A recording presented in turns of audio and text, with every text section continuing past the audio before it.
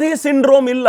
ಮಹಾತ್ಮ ಗಾಂಧೀಜಿಯವರಿಗೆ ಒಂದು ಸಿಂಡ್ರೋಮ್ ಇತ್ತು. ಅವರು ಮುಸಲ್ಮಾನರು ಏನ್ ಮಾಡಿದ್ರು ಸರಿ ಅಂತ ಹೇಳ್ತಿದ್ರು. ಒಂದು ಹಂತಕ್ಕೆ ಅವರು ದಲಿತರಿಗೆ ಹೇಳ್ತಾರೆ, ನೀವು ಮುಸಲ್ಮಾನರು ಕ್ರಿಶ್ಚಿಯನ್ರು ಆಗಿ ಕನ್ವರ್ಟ್ ಆದ್ರೆ ನಂಗೆ ಬೇಜಾರಿಲ್ಲ, ಆದರೆ ಪ್ರತ್ಯೇಕವಾಗಿರುವಂತ ಒಂದು ಎಲೆಕ್ಟೋರಲ್ ಇದನ್ನು ಕೇಳಿದ್ರೆ ಬಹಳ ಸಂಕಟ ಅನ್ಸುತ್ತೆ ನನಗೆ, ಅದು ಹಿಂದೂಗಳ ನಡುವೆ ಡಿವೈಡ್ ಉಂಟು ಮಾಡುತ್ತೆ ಅಂತ.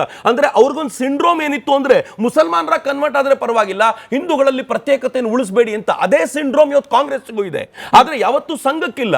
ಸಂಘ ತುಂಬಾ ಸ್ಪಷ್ಟವಾಗಿ ಹೇಳುತ್ತೆ, ಅತ್ಯಂತ ಶ್ರೇಷ್ಠವಾದ್ದು ಯಾವುದು, ರಾಷ್ಟ್ರವೇ ಶ್ರೇಷ್ಠ, ರಾಷ್ಟ್ರೋಪರಿ ಯಾವುದೂ ಇಲ್ಲ. ಈ ರಾಷ್ಟ್ರಕ್ಕೆ ಯಾವುದು ಒಳಿತೋ ಅದನ್ನು ಮಾಡಬೇಕು ಅಂತ ನನ್ನಂತ ಕೋಟ್ಯಂತರ ಜನರಿಗೆ ಪಾಠ ಮಾಡಿರೋದು ಸಂಘವಾಗಿರೋದ್ರಿಂದ ಯಾವ್ಯಾವ ಮುಸಲ್ಮಾನನಿಗೆ ಭಾರತವೇ ಶ್ರೇಷ್ಠ ಅಂತ ಅನಿಸುತ್ತೋ ಅವನ ಸಂಘವನ್ನ ಅಷ್ಟೇ ಗೌರವಿಸ್ತಾನೆ, ಸಂಘದ ಜೊತೆ ಕೆಲಸ ಮಾಡ್ತಾನೆ.